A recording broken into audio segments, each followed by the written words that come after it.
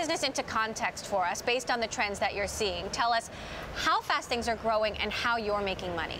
I mean, things are growing incredibly fast. I mean, I wake up every morning with something new that's happening within esports and video gaming, and that's always exciting. I said probably the same thing about 3 years ago too when we were starting this company. But the context around it, and it kind of goes back to how we started the company and why we started the company, which was we just wanted to play video games with each other. You know, our college, me and a bunch of college buddies, we had our apartment, and we basically built it out to be a LAN center, and so that we could all play with each other. LAN meaning local area network, where we all play in the same area.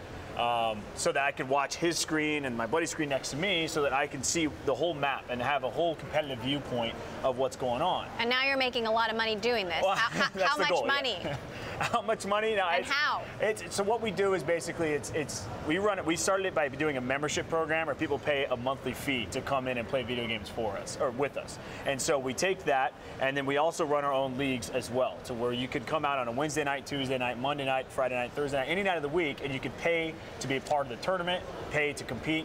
And then we host our own events on weekends as well, to where we get sponsors that come in, pay a good chunk of change to have them have us do a full-on esports event for them, from tournament to production. So the Olympic Council of Asia recently accepted 6 video games as official exhibition sports. Yep. How excited are you about this as a step towards this maybe becoming a medal sport? It's incredible. I mean, what that does, it just justifies the viewership for once, and it justifies the fact that being an esports competitor is very similar to being an athlete. Now, I'm not going to say like myself, I mean, I'm not going to say I'm going out and running the decathlon by any means, but there's certain things that, you know, there's mental preparedness that you have to do, there's practicing that you have to do, there's training you have to do, and there's strategies. And, you know, whether it's a team sport to where you have to strategize based on what move you're going to do against your partner, you have to do the same thing in esports. And so that's where the highly competitive nature comes in, and where I think the athletes have just this second edge that we don't have,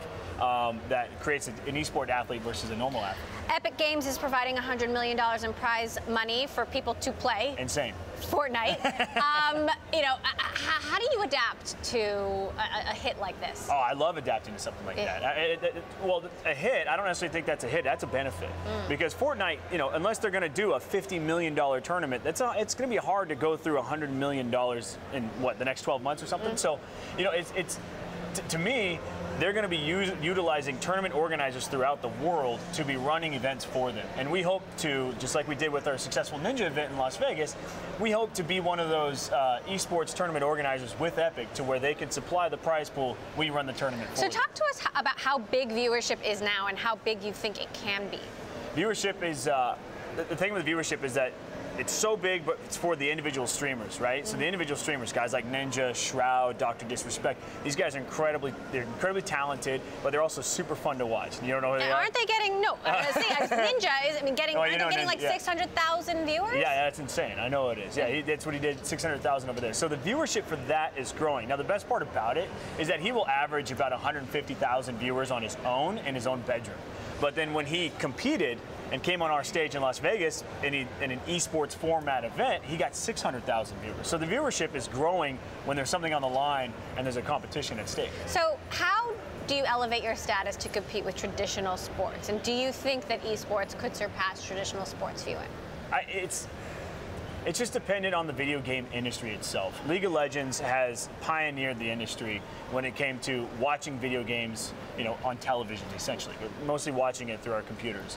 You know, the viewer, that esport viewer is someone who's not sitting on a couch and watching TV. He's someone who's sitting at a computer and watching TV on his computer, because he could also play video games at the same time, or he's watching it on his phone. So that viewership model is totally changed from a traditional viewership model, which is sitting on a couch and turning on your TV and flipping through channels.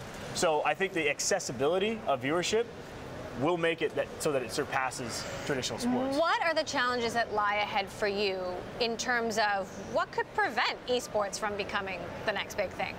The foundation. I mean, you know, we at Esports Arena, we're looking to build that foundation, build the regionality. We've got 3 arenas already, plus our mobile esports drive. And what we're planning on doing with that is creating the regionality between Oakland, Orange County, and Las Vegas, and anywhere else we decide to go next. And that's going to build the foundation from amateur little league type players. Baseball is successful is because they have a farm system, they have a college system, they have a high school system, they have a little league system.